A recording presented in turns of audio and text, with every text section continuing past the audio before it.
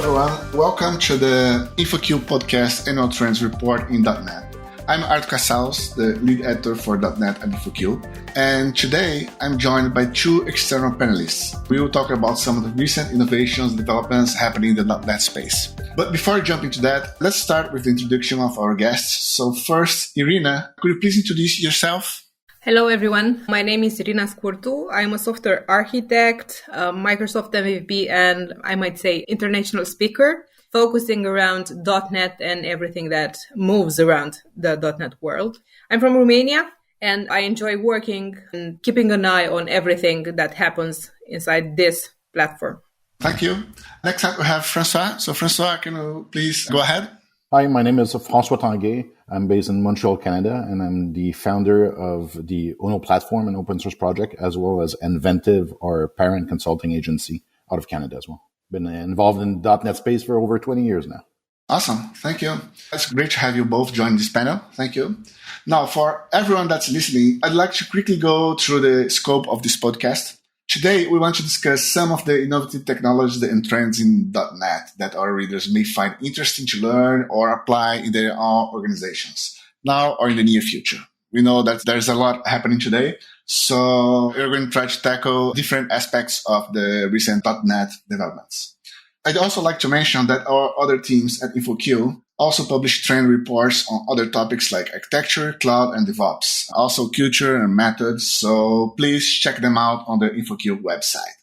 Now, for these trend reports that we publish yearly, there are two major components. The first one is this podcast, which is an opportunity for you to listen to the panel of expert practitioners in the industry on how those innovative technologies are disrupting the industry, the development workspace. And the second part of the trend report is a written article that will be available at the InfoQ website. This report will contain the trends graph that shows different phases of technology adoption and provides more details on video technology that we have added or updated since last year's report. So everything that's updated, everything that's new, everything that we are going to write about along the year, it's in there. So I recommend to you all to check out this article as well when it's published later this month. Now, there are a lot of excellent topics to discuss today, but in order to organize the discussion a little better and also considering the expertise of our guest today, we will focus on the latest developments related to user interface and communication. François, the team at UNO has been exploring different areas on different fronts related to user interface, which is good because there's a lot of that happening at Microsoft right now. So could you please talk a little bit about the current user interface landscape for .NET developers and the industry at the moment? Yeah, there's quite a few things happening and some confusion as well in the market as to like what's supposed to do what and what's available and what is actually ready in the market. So cross-platform app development and UI frameworks has been growing rapidly in the last decade or so. And to give you an example, we started UNO platform back in 2013 because there was nothing else in the market that we felt was good enough, I'll put it this way, to build apps for our customers with a consulting agency rate. We eventually spun off UNO as its own thing, but it started as part of Inventive, and we used it as an internal tool for all these years and open sourced it in 2018 because we felt still there was gaps in the market and that UNO could fit in one of these gaps. And there's basically three buckets of the way we look at it of cross-platform UI frameworks out there. There's the hybrid approach that's been out there as a web-based technology for a long time where you use web technologies to have a single UI experience across platforms and then you wrap it into native shells in order to access native features. So that's like the hybrid approach of using web-based technology. There's a second bucket, and that's where Microsoft would lie into with their Xamarin Forms and MAUI expertise, for example, where you're basically trying to create an abstraction across all the native UI frameworks that exist and try to like figure out what intersects between all of these and create an abstraction that you can use from a single code base in order to create a cross-platform UI framework, right? We took a different route, and we're part of that third bucket where Flutter, for example, fits as well, where you're creating a net new UI framework that can target all the platforms available for the kind of ecosystem you live in. .NET, obviously, it means web, desktop, and mobile. And when you're in that bucket, you can either start creating your own framework, your own API design that you want your UI framework to live in. We decided to leverage some of Microsoft's own technology, namely UWP and WinUI, as an API to make sure we're compatible with that and enable an existing ecosystem to live and be supported by the UI framework we're building. Right? So really 3 buckets: hybrid, abstraction based, or creating your own new layer on top, and having a native UI framework that works everywhere would be the 3rd bucket. It makes sense. Thank you. Since you're dealing directly with that, how do you feel that these 3 buckets are in terms of maturity, in terms of adoption? I mean, as you mentioned before, there are a lot of things that are confusing people. I know the whole discussion about Blazor and Maui, for example. Inside Blazor itself, I mean, people are still debating on the web what they should use for what. How do you see this in terms of organization, not so much, but in terms of maturity, in terms of adoption, where it's going? That's definitely a good question. And in terms of guidance, I think everybody could be better at providing exactly clarity as to where it fits. To answer your question on Blazor specifically, there's always a natural tendency to expand web-based technology onto native apps because it makes sense just to try to wrap it and use it and allow the application developer to use native features. It comes with pros and cons. So in terms of maturity, it's been out there for a while. Obviously, Blazor is a new technology. Blazor Hybrid is even newer because it ships with Maui now. If you ask us, that's why we're still investing, and we do believe that there's room for native cross-platform UI frameworks, which is at the other end of the spectrum. They're getting matured because we're building on top of native stacks like .NET 6 has support for iOS, Android, macOS, and all that. And it's been like this for years now with Xamarin before that, right? So you're really building on mature technologies and platforms. In the context of Uno, because we're aligning with another mature API, which is WinUI coming from UWP, coming before that from like WPF and Silverlight, it's been a well-known API that's been designed, battle-tested for years now. And that's why we decided to align with this in the first place, right? It gives us the opportunity to tap into a mature ecosystem that's been out there for over a decade now. I know there's some things happening on .NET 7 as well. So if you were to pick one of the most promising technologies related to UI regarding what's being done to Microsoft right now, which one would you say is the most prolific one?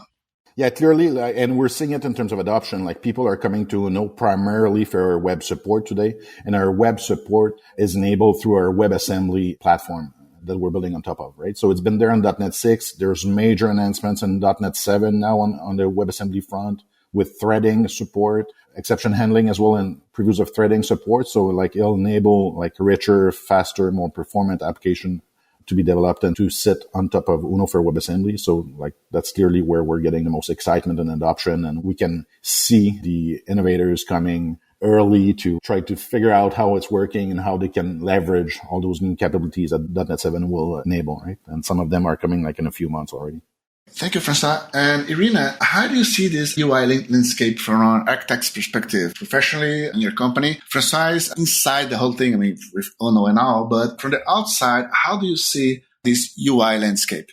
The UI landscape right now is very diverse. I mean, compared to, 5 years ago, now you have so many options. And it's sometimes very hard to actually take a decision. Okay, what should I pick for my UI? Should I go with Uno? Should I go with something else? Because in an enterprise environment, you really need to weigh all these available options. And for a specific business, Blazor might be just enough, even if it's not mature enough. I personally haven't seen real-life productions running with Blazor currently. And the safest decision to take from the architectural point of view is to go with something that is proven in the battle, as François said.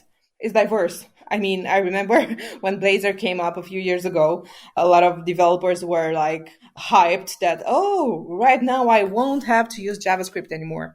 And that's a lie. You'll have to use JavaScript.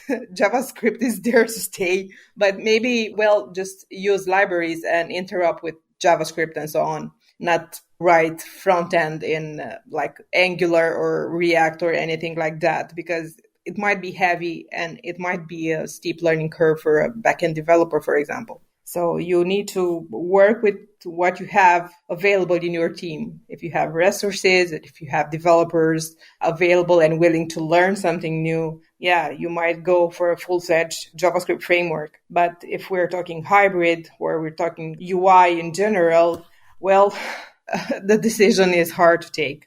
If you ask me, it's nice to have options and not be stuck with 1 or 2 or 3 options that everybody uses. Yeah, to be honest, I'm very curious to see what's going to happen in the next 2 or 3 years because, yes, there's a lot of things going on right now. And there's still some intersection. I mean, I don't know, François, if you see that as well, but there are some things that can use for the same use case, both different technologies. So I guess this causes a bit of confusion, especially for newcomers. I mean, developers that are just trying to develop their first application, their first UI in .NET. Yeah, and especially as a newcomer, and that's something we're trying to tackle, right? So when you're looking at the curve of adoption, obviously at some point you have something stable that can be adopted by a majority of people, right? And that's, from Uno's perspective, it's our core UI framework that targets all the platforms and runs everywhere .NET runs. But for newcomers, there's even more challenges from an architecture point of view, right? Once you have a UI framework and you're ready to build your first app that needs to connect to whatever communication layer, should it be like REST APIs or gRPC, and then you need to start thinking about how do you serialize data? How do you navigate between your pages? How do you manage state in your application? There's so many different challenges. How do you make sure that your app, if you're targeting cross-platform or using a cross-platform UI framework, is because you want to target a variety of platforms. With a variety of platforms, there's a variety of form factors. You need to take into consideration responsive design, for example, and how can your app flow across all those different breakpoints. And those are all challenges that are not necessarily supported or enabled by the UI frameworks themselves, right? So you need extra packages and third-party libraries and all that. And that's why now that we have a core, stable UI framework, we start investing more and more into additional packages to enable and facilitate those scenarios for newcomers, right? So we have extensions to where you start, and we're already giving you all the guidance you need and hopefully answer all of your questions as to how an app should be built. It's more opinionated. So obviously it needs to be challenged depending on your architecture context that you have. But we're hoping that given the experience and because we've been app builders first and foremost, we know those questions that are coming up. So as newcomers, hopefully you're getting more traction. And there's so much waste in the industry from an app development standpoint. To us, it's crazy that in 2022, you're still trying to replicate all the great work that your designer did in your design spec document. You're looking at it, it's been validated, and now you need to start over and do it all in code, in UI code from scratch, right? So that's why we're investing in what we call pragmatic low-code solutions that maybe generates 90% of your UI code so that you're able to get all of this, and then you can focus on the actual business challenges and communicating to your business layer and data and business logic, right? I think currently this year, 2022, should be about reusing existing components, about building apps by putting together components and customizing those. You shouldn't need to reinvent the wheel and start from scratch with exactly as François said. Okay, you get from the designer a thing and you should go ahead and implement it in pure HTML, CSS, and JavaScript. You shouldn't be needed to do that. I mean, there are so many tools and frameworks out there to help you with this. But I think people should need to understand that, okay, we have all these available options. How do you create a UI, a design from the user experience perspective and the interface perspective to be easy to be implemented? Why put a handful of people to create something from scratch? I'm not against creativity, don't get me wrong, but you have options out there. You have frameworks that help you. With a few clicks, you have the majority of code that you need, and you just go ahead and customize it. I completely agree. But interesting enough, I mean, we're talking here about UI and communication, but interesting enough, you still have the same confusion going on communication right here, because we don't actually have the same facility if you're talking about communication. I mean, I agree. You don't have to reinvent the wheel in terms of UI components. But right now, for example, you have a lot of WCF orphans after the big split, let's call it. Because now you have gRPC, you have SignalR, you have a lot of things based on the ASP.NET Core middleware for communications. So, I mean, we kind of have the same situation in terms of diversity of technologies, plurality of technologies, but we can't really reuse anything from the past because most of the things kind of died with WCF. You also have to deal with that in terms of architecture. So, Irina, how you see this communication landscape confusion going on right now? Currently, in the backend also, there are so many options to move data from one side to another, especially with microservice architectures or event-driven or anything in between that requires back and forth requests and data transfer over the wire. Then it's hard for developers to choose if they were to be put in that situation. But to be honest, what I'm saying is that REST or HTTP APIs are still the go-to option for implementing APIs. gRPC is starting to have some traction, but yet again, there is not enough maturity for it in .NET. And some people are very reluctant to use it to replace, for example, not WCF, because usually that's what gRPC would replace. But gRPC also would replace HTTP APIs, because all developers say, hey, we're implementing REST APIs, when in fact they kind of aren't. And they simply send JSON over some endpoints and using HTTP methods, a few of them, not all of them, and not all of them as they should use. I think on the backend side, the focus should be more on the business.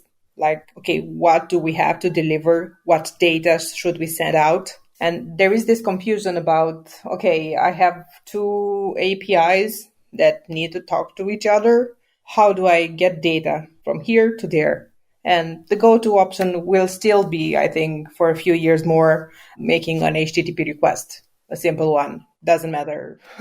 And without abstraction, just using a simple HTTP call. Yeah, I mean, interesting enough, I mentioned gRPC a lot now. The thing is that part of what gRPC is supposed to replace is the whole inter-process communication. A big part of industry developing applications that are not web native or don't use web communication at all. So I'm saying a lot of people confused about that because right now you have a lot of examples, a lot of things happening on the API side, on the HTTP side of communication, but it's kind of like the local stuff was suddenly offered. I mean, have you seen something like that going on in your company or as in your expertise? I'm more focused around the web part, but also if you have gRPC, then you can also have WebSockets to communicate. So there is nothing stopping you there. But yes, the variety of all these tools and tech that are out there is confusing, and it's confusing from so many points of view. For example, if you were to talk about UI that we just talked about, yeah, you're talking HTML, you're talking user experience and interface and so on. And you need to tie that to a specific server that gets your data, let's say. But some of the development work pretty much stops there. There needs to be someone else taking the decisions. Okay, why do we use gRPC? Why do we use WebSockets and when? Or HTTP or an abstraction over HTTP or service buses or messaging or queues. There are so many scenarios. Right. I mean, which means also the same people should be on top of everything that's going on right now. And yeah, actually, I think that also applies for François, right? I mean, since you have a lot of code assembly going on within Uno, you're probably facing a lot of these new challenges or using a lot of these new technologies. How is it going from your side? No, clearly, like with the diversity of the types of endpoints that exist nowadays, you need to align with these patterns as well, right? As to how data is returned. And there's opportunities in there to grow in terms of maturity from the communication standpoint, right? When I started in the computer science industry, we were talking about Corba, and then we had DCOM with IL that would be providing a format definition for what your service should behave like. And then we had WSDL, right? And then you were mentioning WCF as well. But like with REST today, we have Swagger API definition files that should be available for any endpoints being defined by developers so that at least you're able to leverage this strongly typed contract, if you wish, to generate code on the client side, to consume it more easily in your apps. Because yes, it's not directly tied to the UI, but it's tied to the client side development experience. And it's the same thing with gRPC today. And there's so many different ways to build communication layers today, like just in the Microsoft stacks, right? With the web APIs. And then we had serverless considerations and Service Fabric and Dapper and everything else. They all provide their own interpretation of what an API layer should look like and how it should scale. So it creates additional challenges from a client-side story as to how can we consume that in a consistent manner. And since we're talking communication, I think we forgot GraphQL, that I think it has a lot of traction recently. It's very nice. It's a cool paradigm. It's meant to replace a lot of what HTTP APIs are doing, back and forth requests to get some more data. And GraphQL puts everything pretty much in the hand of the front-end developer, or at least more control to the front-end developer. Totally. And also brings additional challenges, right? Especially like if you're thinking about mobile apps, you always need to keep in mind that you're eventually connected to the internet, meaning that in many cases you would enjoy an offline capable experience. And if that's the case, then you have like cached or local data. And if you're able to edit that data, how do you sync back to the server once you reconnect, which is an entirely different set of challenges of being able to query local data versus remote data in terms of patterns and communication recipes, and how to sync back also is not necessarily, there's no one well-known prescriptive recipe as to how to do two-way synchronization of data between a client and a server. Right, absolutely. I mean, that's a very, very important remark. On that remark, the technologies, how do you see that in terms of maturity or in terms of adaptation regarding what already exists or is out there? I mean, I have distributed applications for a long time now, and this is an area that keeps growing on every front. So how do you see .NET on that? I mean, the current stack being used for this whole bunch of scenarios. It's diverse. I mean, a lot of things are mature. A lot of things are just showing up, just growing now, but they will have a very much power in the future. And we need to keep an eye on those. I don't know, a single technology out there around .NET ecosystem that will say, hey, if you use this, it will solve all of your problems. No. If you use that, it will solve your problem and cause some more problems additionally, and so on. But everything depends basically on what business case you have, what kind of app, how many users, how you intend to use that. It's around basically business and the domain, and that will give you some extra flexibility or not. You're totally right, Irina. And I think at least the great thing that we have going with .NET is obviously the frequency at which it's being updated now with their yearly release cadence, but also that story that .NET runs everywhere, right? So at least you have some form of stable foundation if you're working with C# and .NET, that it works across the board. It's evolving still at a rapid pace, but you can rely on it across all layers of your tech stack. So even though like some of these technologies that Microsoft, for example, is pushing out there, I'm not sure if they're ever gaining early majority status. Yes, Web API, but if you were to look at every single other technology that they've been pushing on the communication layer with Dapper and Service Fabric and everything else, like most people we work with never heard of these technologies, even though they're super useful, right? So the barrier to entry might be high because they're complex technologies to tackle complex challenges. Whereas on the client side, maybe we have it a little bit more easy where like it's more sandboxed in terms of the amount of challenges that we have given we're on client devices and all that, right? So it might be slightly less challenging in terms of scaling and all that, whereas you have more ilities to support on the communication layer. To be honest, I loved the frequency of the releases and the things that they're getting new things and improved things into the platform. But sometimes I think it's daunting to just keep up. At least if I were to put myself in the shoes of a beginner, how does a beginner keep up with everything that happens? As a senior developer, if you have a background, then your background will help you to understand what's happening and what will happen inside this ecosystem. But as a beginner, you won't have comparison terms. You'll see, okay, well, this is the current state, what the next state and what the previous state was, you simply won't know. To give you an example, minimal APIs. It's a very nice feature. It's straight up and bare bone API for endpoint, if I can say that. But for example, for a beginner, it's hard to understand how you can put everything in there to make it work for a single case and so on. You're totally right. And that's the challenge, right, with the adoption of these technologies, because there's so many of them and it's evolving so fast. At some point, you need to pick one and specialize in it. And if you're specializing as a technology developer, how can you make sure that these technologies get the adoption and the critical adoption to cross that chasm, Arthur, right? And get early majority. If people are all specializing and diversifying in one of these technologies, they're all basically being stuck in the innovator's role of like exploring these technologies and just specializing on one possibly.